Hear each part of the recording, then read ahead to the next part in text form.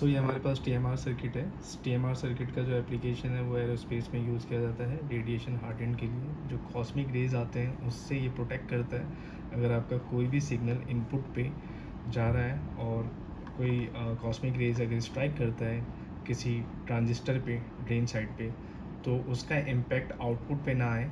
ये ऐसा सर्किट है कि ये सेल्फ रेजिलेंट है कि कोई भी इनपुट अगर हैम्पर करेगा यहाँ पे तो वो आउटपुट पे वो रिफ्लेक्ट बैक नहीं करेगा because of the circuit property.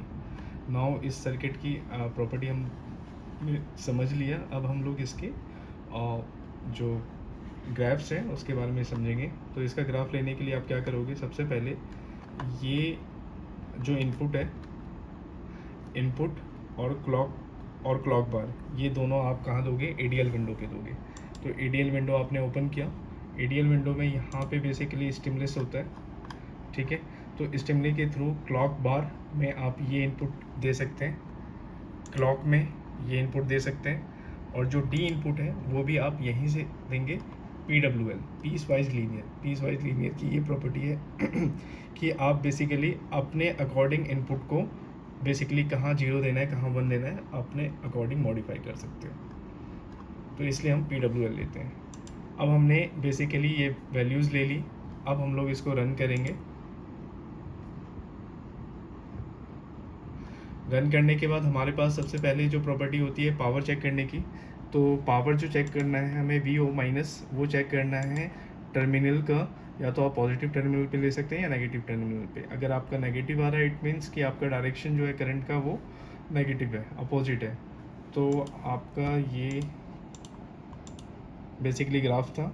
इस ग्राफ में आप राइट क्लिक करोगे, सेंड टू कैलकुलेटर करोगे और यहाँ पे एवरेज पे जाओगे और इसका एवरेज निकाल लोगे। तो हम देख पा रहे हैं इसका एवरेज 29.37 माइक्रोन आ रहा है। अब इस सिमिलरली इसका अगर हम डिले फाइंड आउट करें तो डिले फाइंड आउट करने के लिए वापस से हम लोग ग्राफ पे जाएंगे।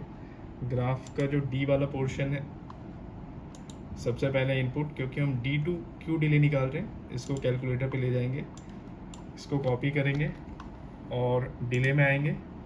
यहाँ पे सिग्नल 1 ऑलरेडी डी है, कंट्रोल V। अब हम लोग यहाँ पे Q को लोड करेंगे, आउटपुट को। तो सिमिलर प्रोसेस होगा। This is output Q।